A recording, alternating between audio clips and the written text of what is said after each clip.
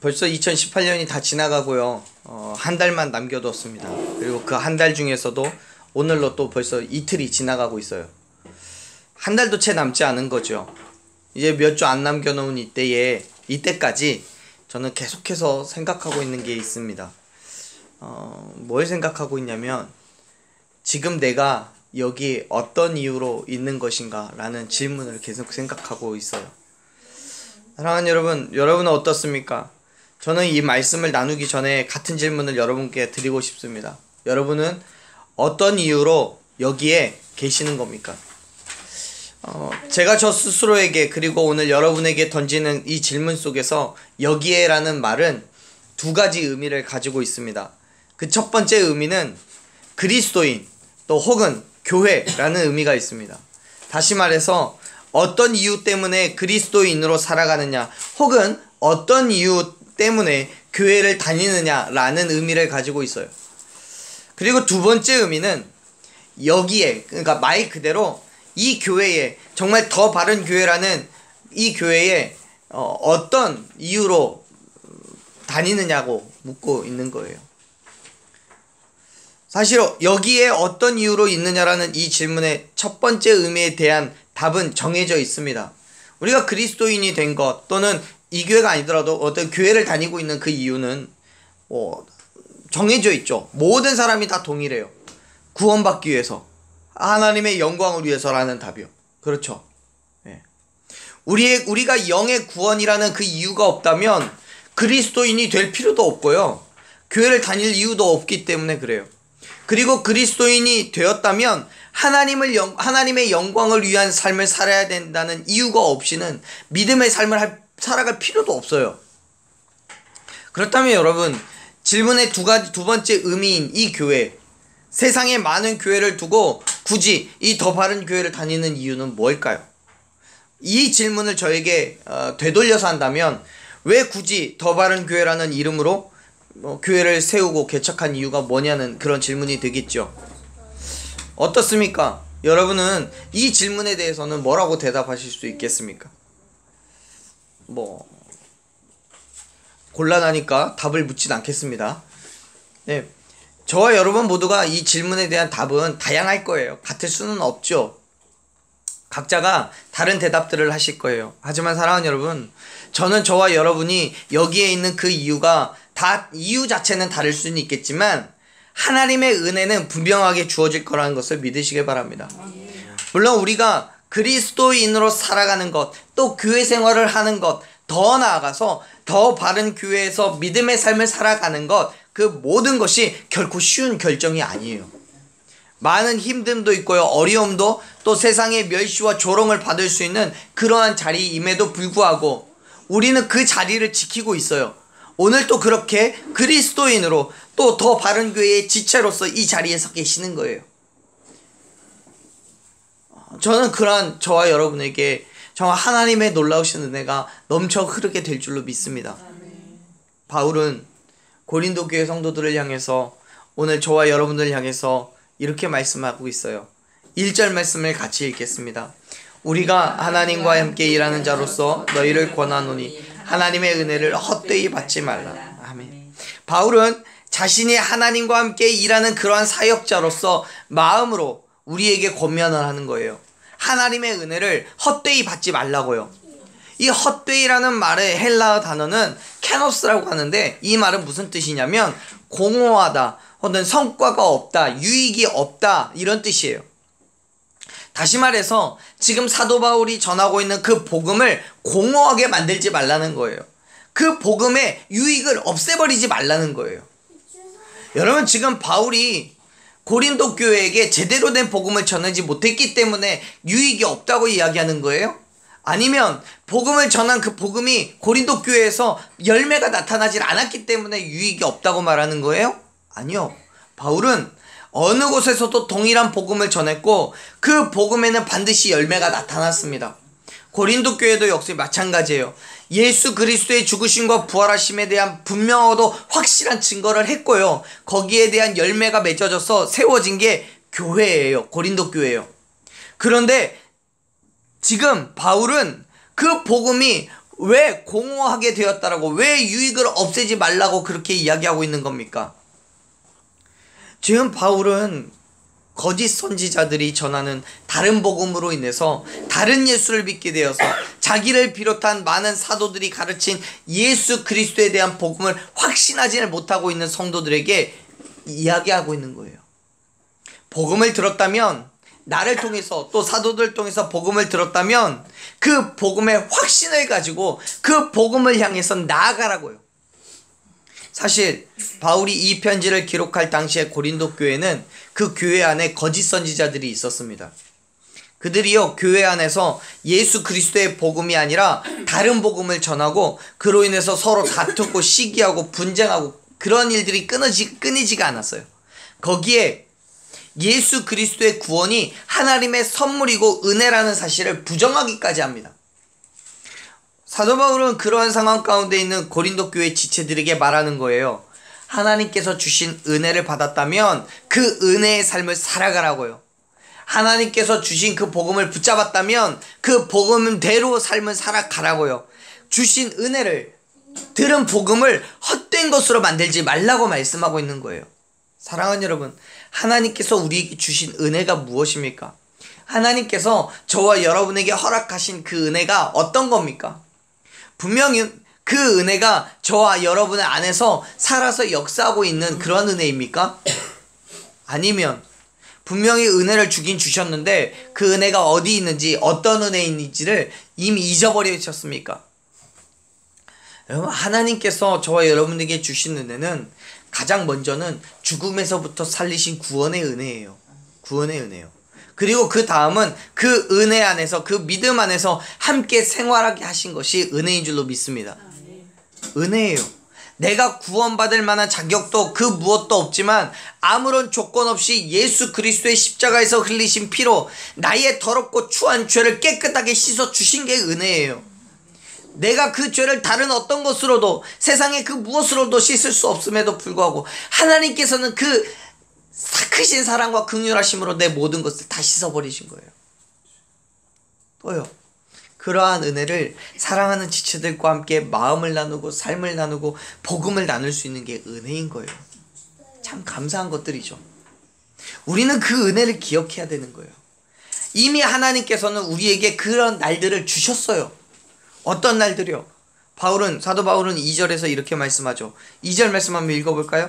이르시되 내가 은혜 베풀 때에 너에게 듣고 구원의 날에 너를 도왔다 하였으니 보라 지금은 은혜 받을 만한 때요 보라 지금은 구원의 날이로다. 아멘. 이사야서 49장의 말씀을 인용해서 이야기하고 계시는 거예요.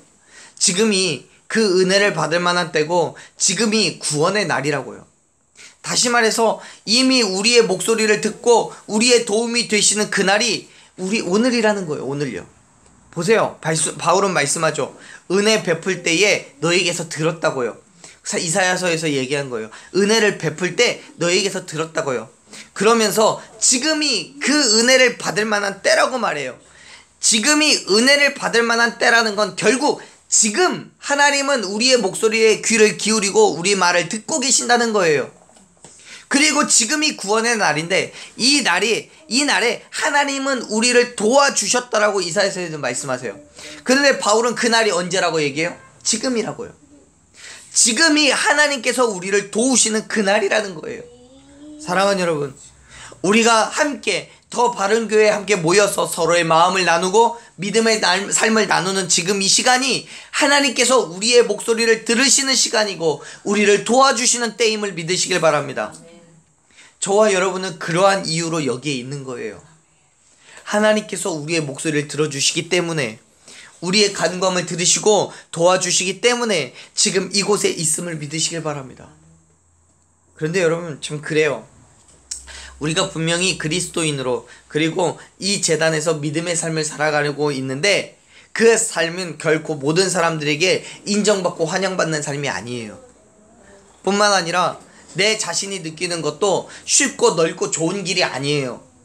날마다 지치고 쓰러지고 힘들고 괴로운 시간들을 보내야 돼요. 하지만 그럼에도 불구하고요, 왜 바울은 이 날이 정말 은혜를 베풀 만한 때이고 은혜 받는 때이고 왜 이날이 구원의 날이라고 이야기하는 겁니까? 날마다 힘들고 괴로운 날들이지만 그럼에도 불구하고 우리는 믿음의 삶을 이 안에서 결단하고 살아가기 때문에 그런 거예요. 그리고 할 수 있는 한 최선을 다해서 열심히 그리고 즐겁게 살아가야 되는 거예요. 왜요? 복음을 전하는 그 일에 걸림돌이 되지 않기 위해서요. 말씀을 보세요. 바울은 3절에서 이렇게 말해요. 3절 읽겠습니다. 우리가 이 직분이 비방을 받지 않게 하려고 무엇에든지 아무에게도 거리끼지 않게 하고. 아멘. 이 말씀을 헬라어 원어로 직역을 하면 이래요. 우리가 아무에게도 반감을 주지 않는 가운데서 하라. 그 직무가, 우리가 갖고 있는 그 직무가 비난받지 않도록 하기 위해서. 무슨 말이에요? 바울은 이렇게 말하는 거예요. 우리가 가지고 있는 직책, 직분, 즉 예수 그리스도의 복음을 전하는 그 일에 세상의 비난을 받지 않도록 하기 위해서 넘어지지도 말고 슬퍼하지도 말고 괴로워하지도 말라는 거예요. 사랑하는 여러분, 우리가 그리스도인 된 삶을 살아가면서 하나님께서 우리에게 주신 삶의 목표 중에 하나는 복음을 전하는 거예요. 굳이 비율로 따지자면 우리가 그리스도인으로서 해야 할 많은 일들 중에서 복음을 전하는 게 90% 이상 돼요. 왜요? 우리가 행하는 그 모든 일들이 복음을 전하는 것과 연관되어 있기 때문에 그래요. 그렇기 때문에 그런 면에 있어서는 우리의 삶의 모든 것이 복음을 전하는 거예요. 그런데 우리가 그리스도임에도 불구하고 매일같이 불평하고 불만을 늘어놓고 이웃과 싸우고 울고 괴로워하면서 어떻게 복음을 전할 수 있겠냐는 거예요. 그러면 아마 복음을 듣는 사람이 그럴 거예요.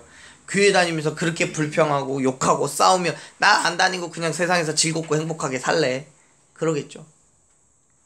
여러분, 그렇기 때문에 우린 잘 살아야 되는 거예요. 기뻐하고 즐거워야 되고요. 날마다 감사하며 살아야 되는 거예요. 그런데 그게 말처럼 되냐고요? 안 되죠. 바울이요, 그걸 모르기 때문에 그걸 요구하는 거예요? 아니에요. 바울도요, 알고 있어요.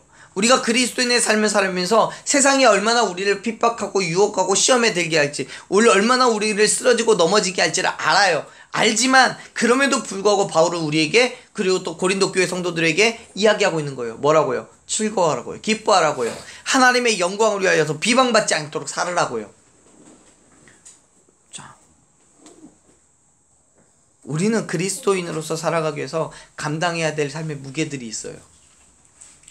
그리스도인이지만 여전히 세상이 주는 아픔과 힘듦과 괴로움들이 있는 거예요. 보시게요. 바울이요, 그리스도인으로서 복음을 전하는 하나님의 일꾼으로서 감당해야 하는 것들에 대해서 이렇게 얘기해요. 4절 5절 말씀 같이 읽습니다. 오직 모든 일에 하나님의 일꾼으로 자천하여 많이 견디는 것과 환난과 궁핍과 고난과 매맞음과 갇힘과 난동과 먹지 못함 가운데서. 아멘.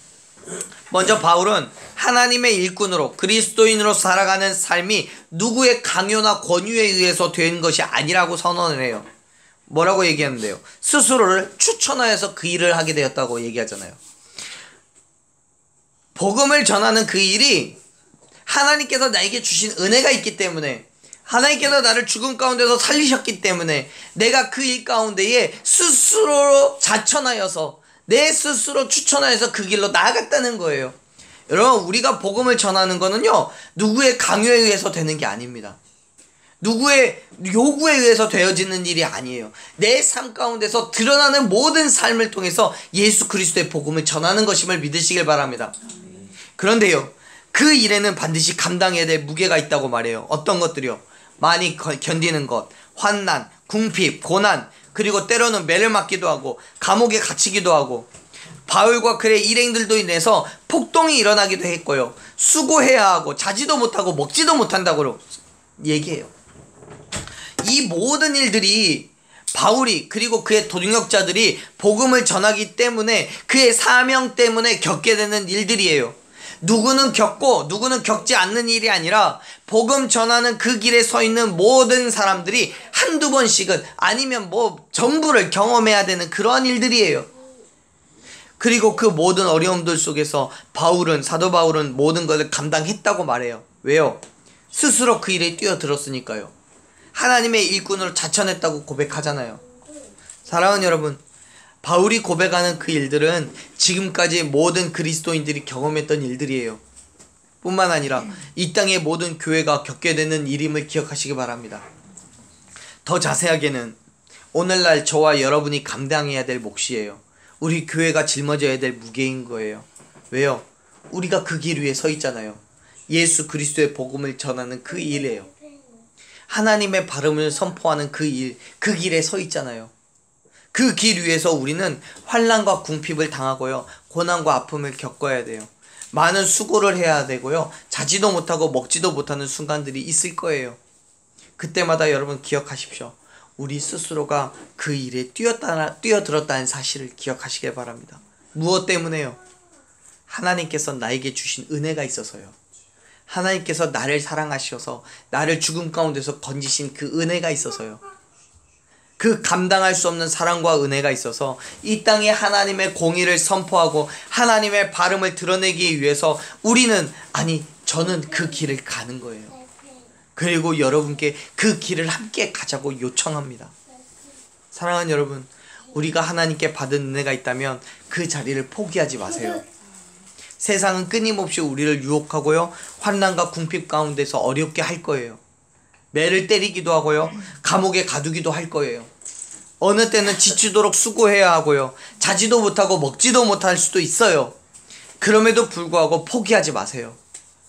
끝까지 참아내고 견뎌내며 온전한 그리스도인의 삶을 결단하는 저와 여러분이 되기를 간절히 축원합니다. 우리 교회가 가는 그 길에 협력하고 동참하는 여러분 되기를 소망합니다. 힘들겠지만요, 어렵겠지만요, 많은 수고가 있고 정말 자지도 못하고 먹지도 못하는 그런 일들이 있겠지만요, 정말 하나님의 발음을 위해서 나아가는 그 길이라면, 우리가 하나님께 받은 은혜가 있다면 그 길 위에서 발걸음을 멈추지 않기를 간절히 소망합니다. 바울은 그러한 그리스도인의 삶을 이렇게 표현해요. 한번 말씀을 볼까요? 6절 7절 말씀 같이 읽습니다. 깨끗함과 지식과 오래 참음과 자비함과 성령의 감화와 거짓이 없는 사랑과 진리의 말씀과 하나님의 능력으로 의의 무기를 좌우에 가지고. 아멘. 보세요. 세상은 하나님의 발음을 향해 나아가는 사람들에게 계속해서 시험하고 유혹하고 쓰러지고 넘어지게 만들어요. 읽었잖아요. 4절 5절에서 말씀하시는 그 모든 것들이 주어지는 거예요. 그때마다 우리는 그 모든 것들을 이기고 승리해야 함을 믿으시길 바랍니다. 왜요? 그렇게 이기고 승리한 사람이 그리스도인이기 때문에요. 그런데 그 승리를 어떻게 만들어요? 우리가 어떻게 승리할 수 있습니까? 어떻게 이길 수 있습니까? 바울은 그 승리의 비결을 얘기하는 거예요. 깨끗하라고요. 지식을 가지라고요. 오래 참고 자비와 성령의 감화를 받으라고요. 거짓이 없는 사랑을 가지라고요. 진리의 말씀과 하나님의 능력으로 만들어진 뭐를 좌우에 다 가지고 있으라고요? 의의 무기요. 사랑하는 여러분, 저는 저와 여러분에게 이 무기가 있기를 간절히 소망합니다. 순결한 마음과 순수한 지식으로, 그리고 어떤 고난에도 참을 수 있는 인내, 누구에게도 보여줄 수 있는 선함, 또 성령의 역사하심, 거짓 없는 진실한 사랑, 그리고 성경을 바르게 알므로 얻어진 진리의 말씀, 또한 간절한 기도와 간구함으로 주시는 하나님의 능력, 이 모든 것들이 어우러진 삶이 그리스도인의 삶임을 믿으시길 바랍니다. 그게 하나님께서 우리에게 주신 우리의 좌우에 붙들고 서 있는 의의 무기인 거예요. 사실 바울이요 4절 5절에서 말씀하는 그 어려움과 고난, 그 힘듦은 6절 7절을 말씀을 통해 7절에서 주어진 그 삶을 통해서 이기는 거예요. 아무리 세상이 우리를 환난 가운데서, 궁핍한 가운데로, 고난 가운데로 몰아가더라도 우리에게 순전한 믿음과 인내와 그리고 하나님이 주시는 그 능력이 있다면, 또 세상의 모든 힘듦 속에서도 그럼에도 불구하고 드러내는 선함과 거짓 없는 사랑이 있다면 우리는 이기는 거예요. 승리할 수 있는 거예요. 끊임없는 말씀의 묵상과 기도함을 가운데서 주신 하나님의 능력으로 승리하는 거예요. 지금 바울은 고린도 교회를 향해서 그렇게 말씀하는 거예요. 보세요. 사랑하는 고린도 교회 성도 여러분, 힘들죠? 고난이 있죠? 어려움이 있죠? 괴롭죠? 분쟁이 있죠? 시기도 있고 질투도 하죠? 그래요. 하지만 여러분이 그리스도인이라면 이기고 승리하세요. 정말 그리스도인다운 삶을 결단하세요. 세상이 뭐라고 하더라도 견디세요. 어떻게 해요? 의의 무기를 들고요. 사랑하는 여러분, 여러분은 여기에 어떤 이유로 계십니까? 우리가 정말 그리스도인이라면 그리스도인다운 삶을 결단하는 저와 여러분 되기를 간절히 축원합니다. 우리가 하나님의 발음을 향해 나아갈 때마다 여러 가지 문제가 있겠죠. 세상이 주는 것들도 있겠지만 교회 안에서의 갈등도 있을 수 있어요. 그때마다 바울이 말씀하는 그 의의 무기를 가지십시오. 그 무기라면 반드시 이기고 승리하게 될 줄로 믿으시길 바랍니다. 보세요. 바울이요 먼저 그러한 삶을 살았어요. 그리고 그 삶이 바르고 온전한 그리스도인의 삶이라는 사실을 가르쳐주고 있는 거예요. 바울이 그랬대요. 8절 말씀 보죠. 바울이 그랬어요. 같이 읽습니다. 영광과 욕됨으로 그러했고 악한 이름과 아름다운 이름으로 그러했느니라. 보세요.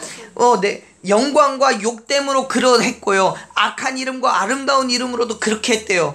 이거 무슨 말이냐면 바울은 말씀하는 거예요. 우리가 영광을 받거나 수치를 당하거나 또는 비난을 받거나 칭찬을 받거나 그 어느 때에도 바울은 그렇게 의의 무기를 여전히 들고 그 모든 힘듦과 어려움을 이기고 승리했다고요.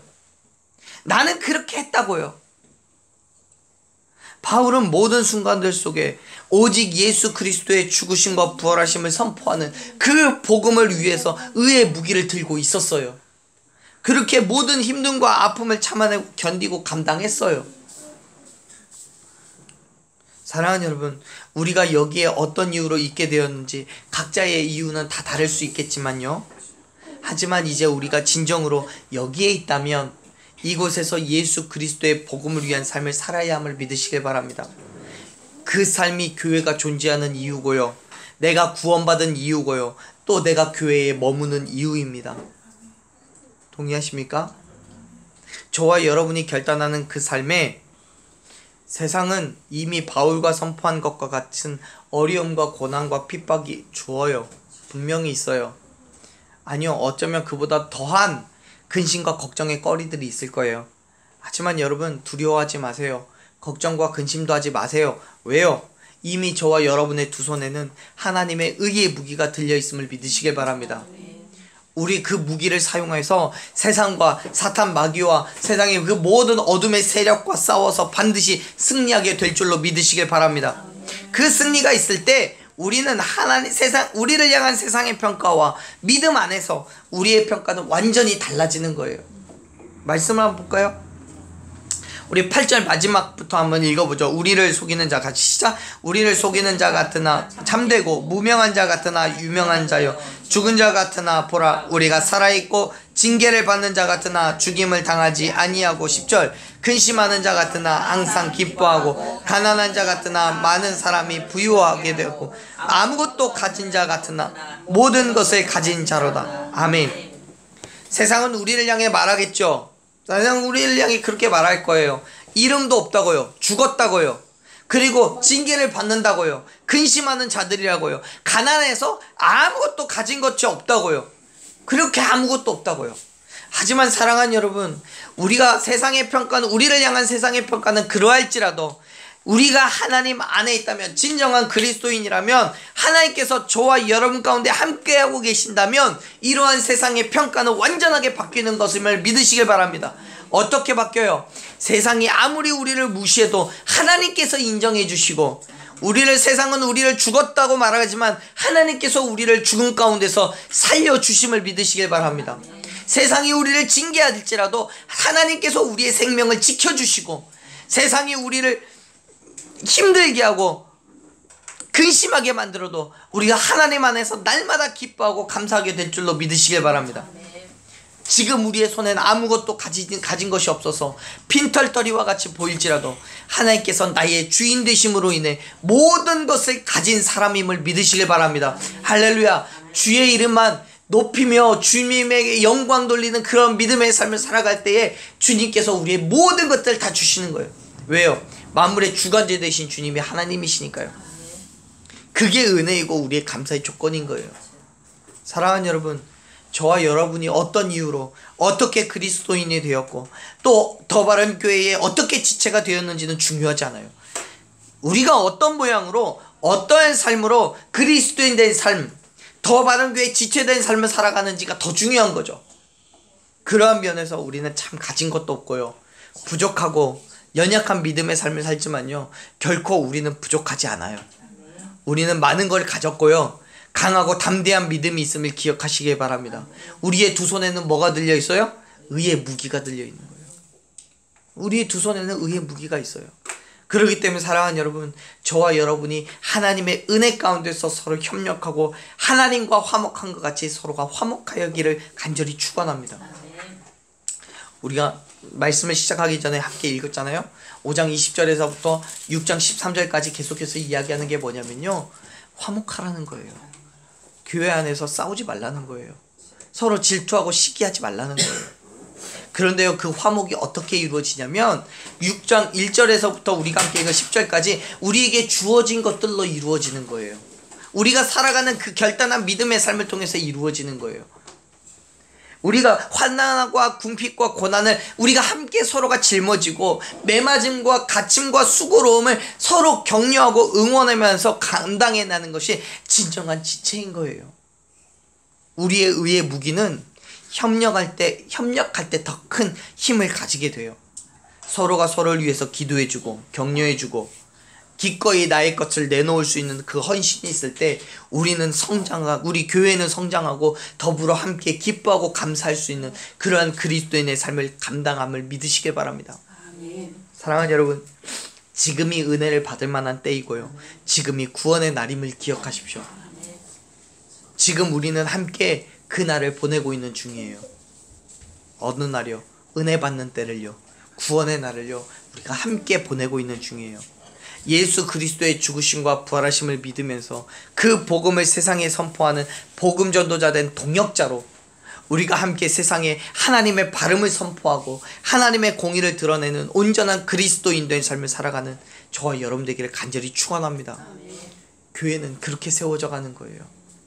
교회는요, 그러한 면에서 이미 우리 교회는 세워졌어요. 그리고 하나님의 발음을 세상에 선포하며 나아가고 있는 거예요. 세상이 볼 때는요, 하나씩 자꾸 연약하겠죠. 세상이 볼 때는요, 아무것도 못하는 것처럼 보이겠죠. 하지만요, 결코 그렇지 않아요.